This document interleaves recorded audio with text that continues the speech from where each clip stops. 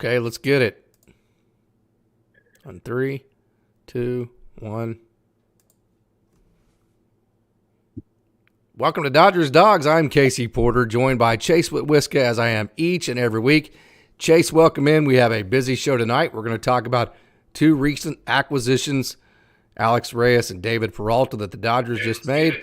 And then our feature cut tonight, our prospect feature is going to be on talented outfielder. I have a 3, 2, reverb in my ear. I'm going to eliminate that right there. Okay, talented outfielder Andy Welcome to Dodgers Dogs. I'm Casey Porter, joined by I'm Chase excited to get this show going each and every week. I'm excited about Chase. Peralta. Welcome in. We have a busy show tonight. I think that he's a great addition. I'm curious to see what they do with him, especially with kind of what they do with Michael Busch and all those other guys as well. James Outman, some of the younger guys. So I'm excited to see what they do with him. Keep talking for just a minute. I had a reverb in my ear, so I'm having to reset this feed right here. So go ahead and talk about, the impact of Peralta and how you mentioned Michael Busch, how that might affect Michael Busch just for a minute. Yeah, I mean, you're bringing in another guy, seasoned veteran that's been with Arizona I believe it was 2014. He was with Arizona up until last year when he played with Tampa, and then this year, obviously he's with the Dodgers. But he had a Silver Slugger Award 2018, and then 2019 he had a Gold Glove, both with Arizona. So he's coming, that really wasn't too long ago. He's coming off playing good baseball with the Reyes last year, hit 255, 161 at bats. He didn't have any home runs, which I thought was kind of interesting, especially being a Silver Slugger guy not too long ago. But man, he's just a guy that kind of gets the job done, really. And I think that, in terms of what they do with James Outman, Michael Busch, guys like that, I think that he could be another mentor piece for him. Yep. But I also think that, I think everybody's going to get a chance to play. I really do. I'm not sure exactly what role they're expecting him to fill right now. I'm sure we'll know more here in a couple of weeks when spring training starts. But man, I'm just excited for it.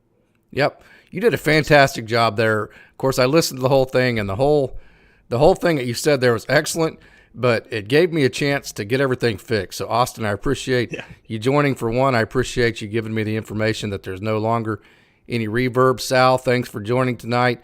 I appreciate you joining every single time. I know you joined for also our Dodgersprospects podcast, and we had a good conversation the other day about some of these similar topics. But, you mentioned David Peralta and some of the metrics on him. This is an interesting move for me because this is not an elite player, okay? And if you've watched Michael Busch, he has the chance to have, in my opinion, an elite hit tool. So, it's interesting that the Dodgers would choose to, jeopardize playing time for such a young player like Michael Busch that has such a high upside offensively for a guy like David Peralta. Now, if you can go get just a superstar type outfielder, you can't pass them up, like the Dodgers have done with Mookie Betts and then Trey Turner, Max Scherzer, Freddie Freeman. If that kind of guy comes available, you have to take him.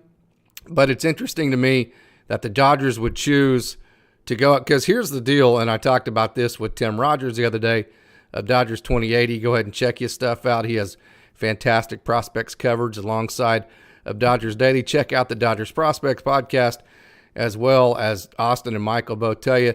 We talked about this, but the thing about the situation with Peralta is it's not like the Bradley Zimmer and the Jason Hayward acquisitions, Chase, in the sense that Jason Hayward, Bradley Zimmer were signed to minor league contracts. They're resurrection projects. They're not relying on those two guys to actually be a part of it this year. Now, if Jason Hayward finds a swing or Bradley Zimmer becomes a good great.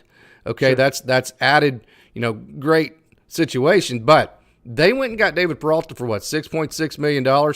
That tells me that they plan on starting him at least in a platoon situation, and that squarely puts a real difficult, puts the Dodgers in a really difficult position in terms of getting Michael Busch at bats. Yeah, if you can tell absolutely. that, I don't want to sound negative towards anything, but it's kind of frustrating to me in a sense. Yeah, I mean, with us being a fan of young guys, especially, I understand where you're coming from. I think that, um, I'll play devil's advocate here and kind Yeah. of say, that, I mean, maybe they see things in a different perspective, obviously, than we do. Yeah. Being inside in the front office, man.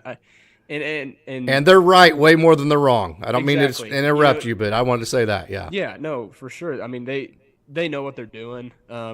and right now it's hard from the outside looking in to understand exactly what their goal is and what they're trying to accomplish. Especially, you're taking reps away from young guys that are potentially going to be. I mean, your everyday starters here in a couple of years.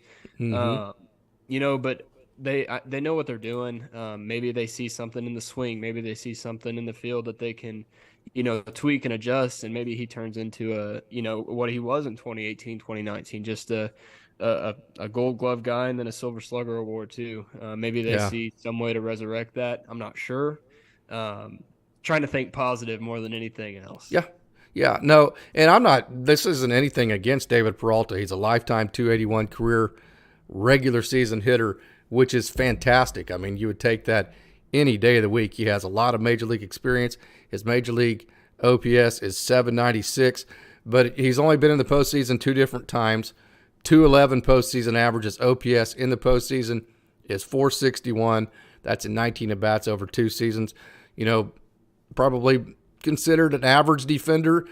So when you look at all that put together, it squarely tells me, the only thing it tells me is that the Dodgers front office would definitely prefer veterans over rookies. And, they've had track record success with that, with Max Muncy, Chris Taylor, several different pitchers, Trace Thompson last year, so that, all the different pitchers they've had success with. Definitely, I can see where they're coming from that perspective of, okay. And we also discussed this the other night. I don't think this is an indictment on Michael Busch or James Outman, because it could take time away from James Outman as well. I don't think it's an indictment on them, because when you look, when they get Noah Syndergaard, they get veteran pitchers. Last year they got Anderson and Heaney. It's more that it's not that they don't like Ryan Pepio, Bobby Miller, Gavin Stone, Michael Grove, and Andre Jackson. It's just that they do like veterans. So I don't think this is an indictment on any one rookie. I think this is just the Dodgers choosing veteran over rookie. Right. And I get that. It's hard to pass up some. It's hard to pass up experience. A guy that's been on the stage before, a guy that's had experience against major league pitching and things like that. It's a little less of a roll of the dice, if you will. Just with that experience being a part of that player, it may seem as like a safer route, if you will. Mm-hmm. But No Sal said that he understands that the organization may be a little scared of having a number of prospects come up and play, and I would like to see all the guys come up to get experience and consistency. I mean, just kind of piggybacking off what we said, and then Austin said definitely feel the frustration being a fan of the young guys. Peralta adds known depth, which they certainly valued. Mm-hmm. That with I'm not saying it's a bad move. I'm not saying it's a bad move. With the That's not restoration project and young hitters. So it just seems like every move they make, it just eliminates more and more options to get the young players in the lineup. And here's my point on that. You have the best scouting system on earth. You have the best developmental system on earth. So you scout and you sign the best players. Then you train better than anybody. You train the best players better than anybody else in the world. And then when they get up there ready to play, you don't use them. Right. I mean, that you go and get somebody else's player that's a veteran. That just seems counterintuitive to me to an extent. And I understand from a fan base that, hey, we want to win a World Series every single year. And so, a guy that's had a career like David Peralta sounds better and like a more sure chance than a James Outman and or Michael Busch. But I'm just way different on that, because I've been in the game my whole life, and a dog is a dog, man. Bad dogs bite when they're pups.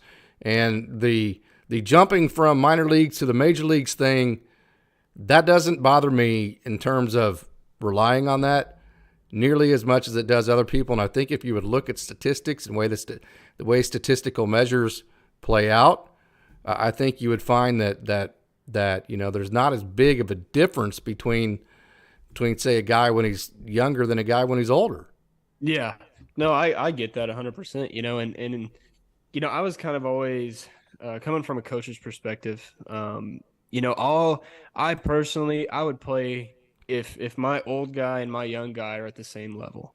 Yeah, I would play my young guy. My yeah. young guy There's has two different future, philosophies on that. Yeah, and I know some people may think that's an unpopular opinion. I get the seniority and stuff like that.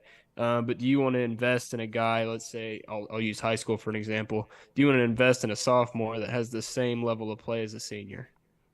yeah. I see. I'm opposite. If my senior has been with me and he's done everything I've asked him, and he's been the model citizen, and there's nothing else he could do to improve his stature, the senior plays every time because he has more invested and devoted into the program. I think I would show loyalty to that person over the younger guy. But having said that, I mean that would be like you having a younger guy that's a pretty good player and then going and recruiting another player from another high school and then throwing him. We see that all the time. But hey, we have a question from Sal. Is Thompson going to have the same year as last year? The odds would be not, just for the simple fact that some of the peripheral statistics wouldn't favor that, for one, and number two, just the track record of it would say that maybe he outperformed just a touch as far as, he got hot and that kind of thing. So I wouldn't think that Trace Thompson would have, maybe he found something and maybe he'll have a better year next year. Who knows? But I would say, would you agree that the odds probably would not suggest that, Chase? Am I off there? What do you guys think in the audience? I don't think so. I mean, I think that I think you really hit the nail on the head, man. I don't really have much to say, on that topic. That's a hard question to answer, in my opinion. I hope he does great as always. But man, back to the Peralta thing. I'm really curious to see how they use him and see, what role, especially in these first few weeks of spring training, what role he's in, where he's at in the lineup, where he's at in the field. And are we going to see James Outman in center now? Are we going to see Michael? What's going to happen? I don't think there's any way you're going to see Michael Bush right off the bat. I mean, you're going to see Miguel Vargas at second, Max Muncy at third, Lux at short.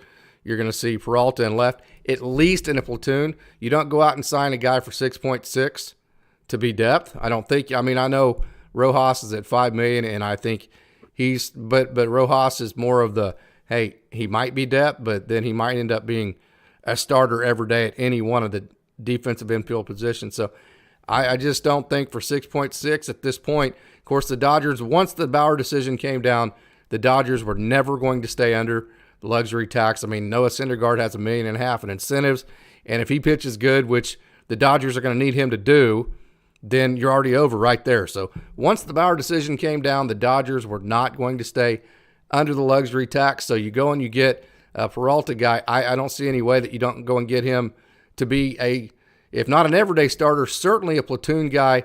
And I think, at least until June or maybe later than that, I think that eliminates Michael Bush. I think Michael Bush is the odd man out here. I think James Outman, Miguel Vargas, and then the rookie pitchers, they're all going to have a chance to stake their claim. By the way, I got a chance to talk to Ryan Pepio and Michael Grove today. Those interviews will be released this week, and talk to them about their possibilities for roles this year. So I think all the rookies are going to have a chance to stake their claim, except for Michael Bush. Bush is going to have to be patient. I don't have any inside information on that. That's just my opinion. But I think everybody else, the cards are in their hands. Michael Bush, I think it's out of his hands, and he's going to have to wait a little bit. Man, which absolutely sucks because I'm a big fan of him. Yeah, he can hit. I love the way that he plays. I love his mentality. I like the way he handles himself and goes about playing the game. And it sucks that, that this situation is like you said, it's out of his control at this point. And I hope they find some kind of way or looks like it, yeah. just to get him there, Yeah. just to give him a chance on the big stage, which I think that if he does get that chance, I think you're going to see him be successful. Same thing with all these young guys. Yep. Very good point that Valerie makes. I think it's about Dave Roberts' ability to handle the rookies. He plays guys he's comfortable with, and there's no doubt about it. That was one of the arguments for getting rid of Justin Turner, because a lot of people felt like, and that's a very, very, very, very valid point, if the Dodgers would have kept Justin Turner, guess what they were going to do with Justin Turner?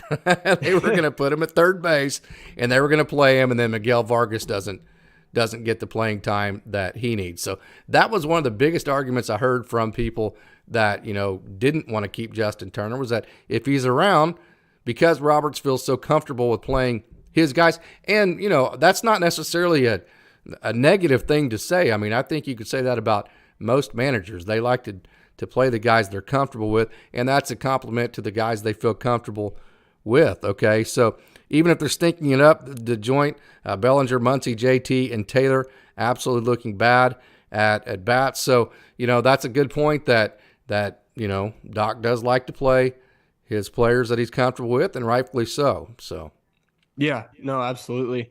My mind is just kind of wondering right now, like, I don't know what the whole situation was with Brian Reynolds or anything like that, but I'm curious as to if you're going to spend $6.6 million on a guy, why don't you go for somebody that's trade package? They're not wanting to give up Bobby Miller, but they're not wanting to give up Bobby Miller. Right, I get it. They're gonna want a position player, a top position player, and Bobby Miller. They're going to want a DeLuca and a Miller. They're going to want somebody like that, a Pages and a Miller. I don't think the Dodgers are ready to go there. Not yet. I mean, here's the deal with that, Chase. You have until, July 31st to make your trades. Right. So why not let Outman or the other center fielders see if they can handle it? And if they can, you don't have to trade for anybody, right? So let the runway play out. With the expanded playoffs, you only have to win 85 games. Let that play out. And if nobody's taking the bull by the horns and you want to get aggressive, then at the trade deadline, hey, go ahead and give up whoever you need to give up to get a Brian Reynolds. But I don't think the Dodgers are anywhere close to being that desperate. So James Outman started AAA for the first 2 months for consistent at bats. What do you think, Chase? That's from Orlando. Personally, I would love to see him play back in Oklahoma City. But at the same time, I want him to get his chance. I want to see him on the big stage. Selfishly, I would like to see him in Oklahoma City, just because that's I'm not going to get to go to LA. So, but yeah, man, I don't know. I really don't. I think spring training is going to answer a ton of questions that all Dodgers fans have. So I think, this spring training is probably going to be one of the most interesting and most entertaining, and most fun to keep up with, because you have those rookies coming up, and then you also have, situations like Peralta, which I wonder if they could eventually use him as a trade piece to get Brian Reynolds. I don't know. I have no idea. Yep. Okay, so Valerie says Thompson's ceiling is what he was last year. He didn't grow through the season. He got worse as the season wore on.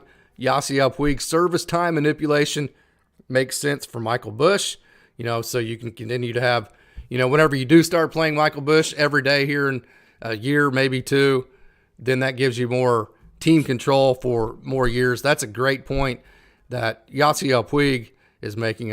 I'm sure it's not the Yasiel Puig that we're thinking about that was in the right field for the Dodgers. I got to see him in Oklahoma City a couple times. So good point there, Yasiel Puig. Sal says, how short of a leash will Peralta, Thompson, and CT3 have now to perform on the field and in the batter's box? 4 to 6 months. My statement on that is, when you hear professionals talk about their season, talk to me in June, because that's when things really start heating up. It's not, I'll say this, I don't know how you can say how long it's going to be. I think it's going to be at least until June. You can't tell anything in the game. Now, maybe if you lose every game in April, but I think it's going to be at least until June. As far as whatever rotations they go with, I think they're going to go with them at least through June, and we'll see from there. Yeah, man, I don't know. I feel like the leashes on the older guys are going to be a lot longer than the leashes that are going to be on the rookies. In my personal opinion, See, that's counterintuitive to me because if you have a short leash on a rookie, they're going to press. exactly. No, I'm with you 100% on that. I'm just saying. I mean, if you look at, I keep using this guy as an example, but if you look at how I'm blanking now, he hit a buck something. Was it Muncie? Muncie last year for a while, Yes. yeah, I yeah, mean, for the first 4 months, yeah. right. If you look at Muncie, they I don't really feel like they had any intention of reducing his playing time I or don't know. and Track record, it's brother. because he's a veteran, Yeah. and if James Outman goes out there and hits a buck something all the way through June or July, I mean, you're going to see him back in Oklahoma City 100%. Same thing with Miguel Vargas or any of those other guys. I think the leashes are going to be a lot longer, which, again, it sucks. It sucks for the young guys. Yeah. Okay. Yasiel Puig, Outman reminds me of a 2015 Jock Peterson, and what that would mean is he hits a lot of home runs, he swings and misses and strikes out a lot, and he plays really good defense. That would be the Jock Peterson comparison. I will tell you this, James Outman has made himself one of the best athletes in the entire organization through being a gym rat. Jock Peterson, in my opinion, he didn't stay at his peak because, well, for several different reasons, but one is I think his approach at the plate was to hit home runs. James Outman, I've talked to him on several different occasions. He is not up there to hit home runs only. I talked to him for about 5 to 10 minutes right before he got sent up to AAA, and the first thing he said was, hey, the thing that I'm really trying to concentrate on, is to keep the downs at a minimum, because with a guy like James Outman, the ups are really, really good. We've seen that in LA, okay, but so can be the downs. So his goal is to try to stay a little bit more consistent. So I think, although, maybe from a physical perspective at this point, maybe from a certain statistical measure at this point in their careers, that they may look similar, but I do think that James Outman has a longer lasting effect to it because I'm just telling you, nobody's going to outwork that guy in the gym. Nobody's going to outwork that guy in terms of style. And I'll tell you another thing, James Outman is willing and open to just being a guy that hits the ball hard, and it doesn't have to be home runs. Right. And, man, those are the guys, contrary to popular belief nowadays, those are the guys that I like a little bit more. Guys that just hit the ball hard, do jobs. I don't need to see 65 home runs. I mean, that's great and all, but I've said it time and again. I like to see hard hit baseballs, balls in the gap. Just letting them play. Yep, no doubt about it. Okay, we about ready for our feature cut here, Chase? Absolutely. Okay, I'm getting the. Can you see it yet, Chase? No, I can't. I see your logo. I'm working on that right now. So go ahead and give me about 30 seconds to get this fixed. Yeah, no problem. Go ahead and talk a little bit more about James Outman, if you don't mind. Yeah, I mean, you hit the nail on the head when you talked about how good of an athlete he was, how hard of a worker he is. Just a special talent, a special guy, a guy that you would want to play for you every day, no matter what organization you're in. Man, I think highly of him. I think the Dodgers organization thinks highly of him. And I hope they see that. All right, you ready? Yep. All right, here we go with our player prospect feature on Andy Pages. So let's get after it. All right, so here we're starting, and I'm going to pull up my notes. You're looking at Jay Buhner here, and he's the guy that I compare him to. If you look mechanically, they're almost identical, and also statistically, Buhner and their K percentages are almost identical. Their base on ball percentages are almost identical, and their batting average and balls and plays are almost identical as well. So their home run rates are pretty similar. So the guy I compare Andy Pages to is Jay Buhner. So what do you think about that comparison? I think it's spot on, man. I really like the swing. If you look at that picture, the lean, the posture, the approach to the baseball, it's really, really similar. Yep, and he has a lot of tilt to his swing. He gets a lot of balls in the air. Okay, so Not last year, but in 2021, he led the Dodgers minor leagues with 31 home runs. This last year was a down year for him, not going to sugarcoat it. 236, 336, 468 was the slash line. OPS was 804, but the silver lining to that, Chase, Arizona Fall League, he went to the Arizona Fall League, and he hit 296, 398, 506. So he had a good Arizona Fall League. His OPS was 904, and he hit 5 home runs. So he had a good Arizona Fall League. Yeah, he absolutely did, man. And I like a lot of these defensive highlights. I mean, check that arm out. Just an no doubt. absolute missile. Yeah. He's your. I think if you go and you build a right fielder in MLB The Show, that's kind of a guy that you want him to look like, with the strong arm. And I think he has quite a bit of pop at the plate. Yeah. Just a big old bulky guy. I mean, a good looking dude. Yeah, you like how he took that pitch out low and away over the left field wall there? That's special, man. That's not very many people can do that. I mean, that's just straight up impressive. Yep. Valerie loves Pages and looks like he's growing tremendously as a fielder. Okay, so I've talked to Austin Chubb, who Austin Chubb managed Andy Pages. By the way, congratulations to Austin Chubb. He is going to be the director of the field operation for all the minor leagues in the Dodgers. He was the manager for Great Lakes last year, but he was Andy Pages' manager for the first 3 years. And Austin Chubb said, well, we played him in all 3 different outfield positions just to create to make him a little bit more dynamic, just to see what he can do. But Austin was very clear he is a corner outfielder, specifically a right fielder. So he's growing into that right field role. And I tell you what, man, as you see in these videos, he has an absolute bazooka, not a cannon, a bazooka for an arm. This dude can absolutely flat throw a baseball. Yeah, man. The high school baseball coach in me wonders how hard he used to throw off the bump. I mean, because there's no way in the world you can tell me that he didn't used to pitch. Yeah, especially growing up. Special arm talent. Yeah, no doubt about it. And the thing about him, okay, so he hits a lot of fly balls. His K percentage was 24.5%. That probably needs to come down. His base on ball percentage was 10.9%. That's above average. So he needs to get those metrics, improved a little bit. Okay, so the base on ball percentage of 10.9 is above average. So that's not bad, but he needs to bring probably his K percentage down a little bit. His batting average on balls in play is 266, which is below average. Okay, but again, he had a little bit of a down year last year. His home run for fly ball rate, Chase, 14.9% last year, but it was 18.5% in 2021. And his home run for fly ball rate was 22.9% in 2019. The average for a major league hitter, check this out, 9.5%. Okay, so you're talking home run for fly ball rates that are over twice what the average major league level is. Yeah. That tells you he hits a lot of fly balls, and when he hits fly balls, he hits the ball hard. Yeah, absolutely. And one thing that I kind of harp on, is I can't remember who we were talking about not too long ago, but tried to stop hitting the ball in the air, and you saw his numbers decrease. That's Andy, yeah. Yeah, I mean, just let him do what he's good at, man. Don't try to really.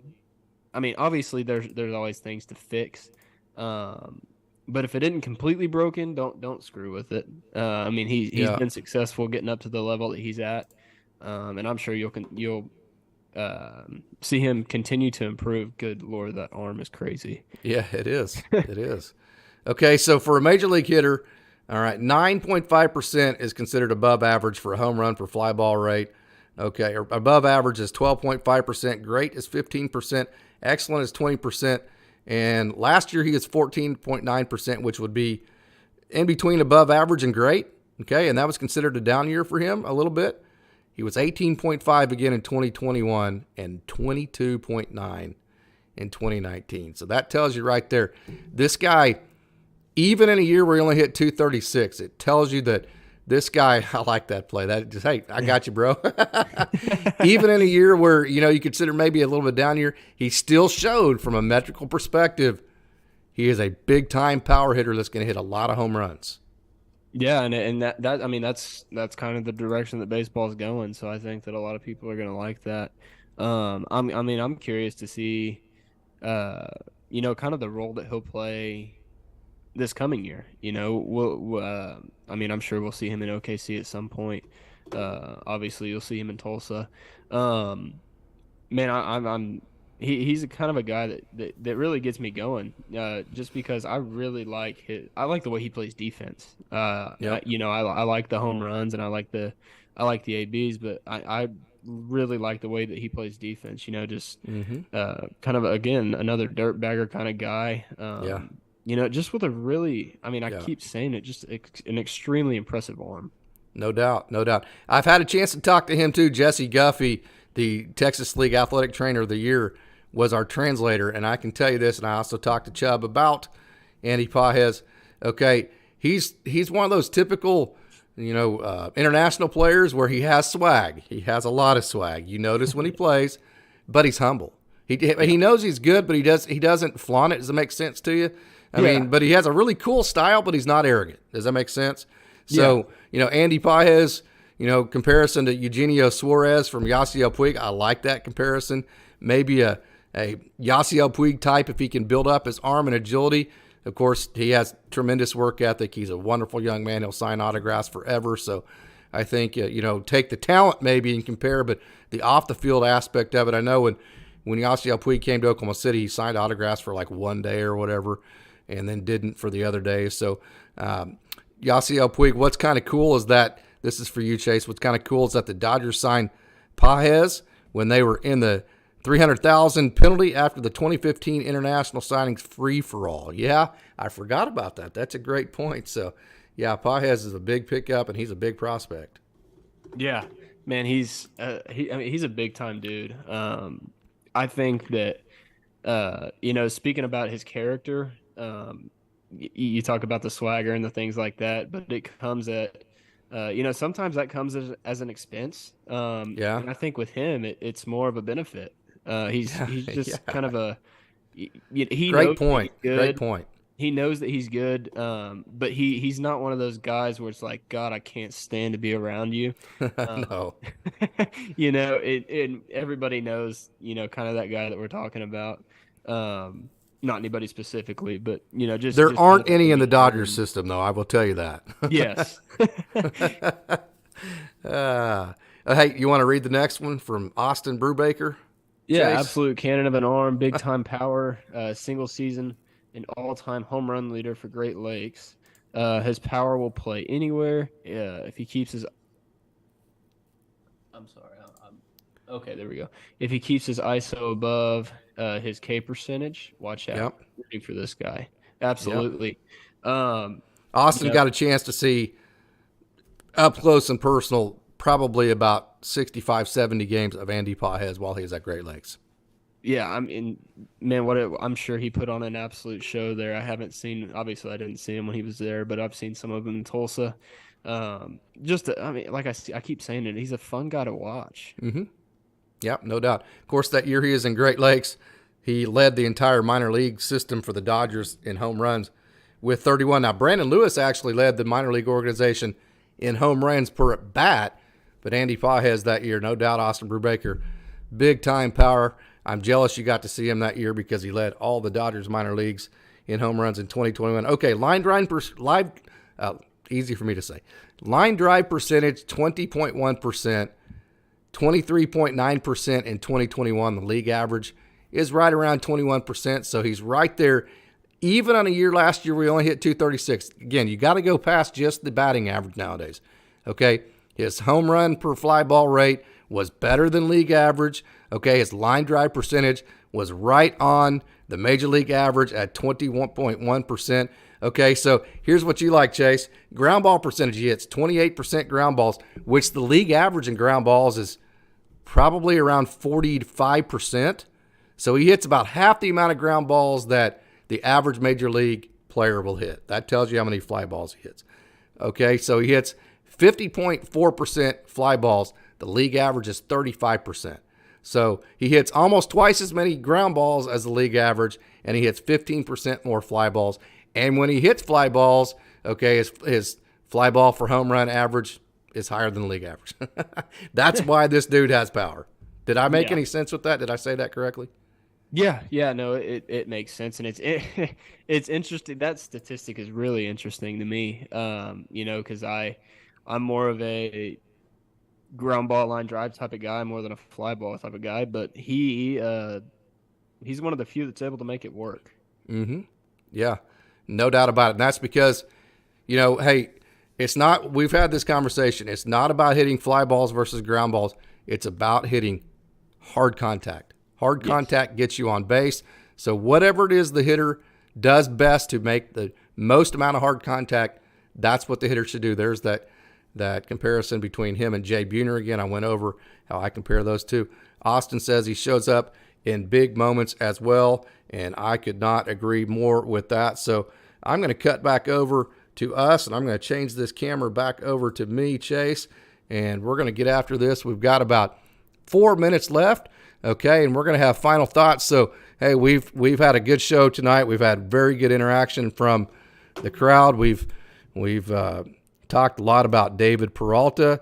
We've talked about Alex Reyes, and we've talked about Andy Pages. So sum it all up for me. Real quick, Orlando just asked a question. He said, any possibility in the future Pages plays right and Mookie plays left? I don't know. I don't think so. Mookie plays second base, or Mookie plays center, or Yeah. I'll tell you this: I think Andy Pages is going to play right field. Yes, absolutely. Maybe left field, but not center field. No, I mean like I said, he's your typical right fielder. I wouldn't say he's an absolute worm burner when it comes to running. But I mean he gets the job done. He has that big arm with he has that power too. Like I said, your typical right fielder. But back, I mean, just to cap everything off, I'm interested to see, like I said, what they do with Peralta during spring training. I'm interested to see what role he plays, what they have in mind for him. And I hope that we get to see Michael Busch get some opportunities. But I keep going back to spring training. I'm excited to see, the young guys. I'm excited to see Vargas. I'm excited to see Outman. I'm excited to see those guys and see how they perform. With their first, real taste of being with that big club. Yeah. Alex Reyes was an all-star in 2021. Just a little bit on him. Lifetime ERA of 2.86. He has his strikeout per 9 innings is 10.99, so that's very good. He strikes out a lot of guys, but he walks too many guys too. His walks per 9 is 6. So six walks per 9 innings is you want to bring that down. His home runs per 9 innings almost at 1 at 0.74, and his batting average on balls in play is 257. He does have 2 different deals. Shoulder injury, which the Dodgers usually don't like. Okay, shoulders are tough. They don't mind the Tommy John. They don't like the shoulder. And he also had Tommy John in 2019. Of course, that was a while back. But, you're having shoulder deals now, Tommy John in 2019. So definitely out for at least a couple months. After a couple months, we'll see what he can do. 5 pitches, 4-seam he throws the most.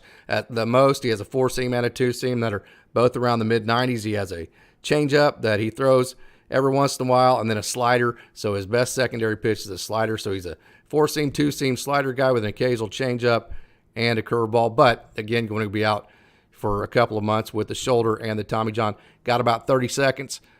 Give me your final thoughts, Chase. I'm just going to read one more question because it's a good one. Fernando said that the outfield's pretty crowded. Do you think that he'll really end up playing for the Dodgers, or could he be a trading chip?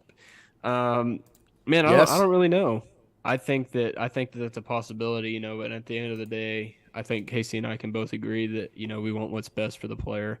Would love to see him in Dodger blue, but at the same time, he needs to get his shot, whether that be with us or whether that be with Philly or whoever. He needs to get his chance.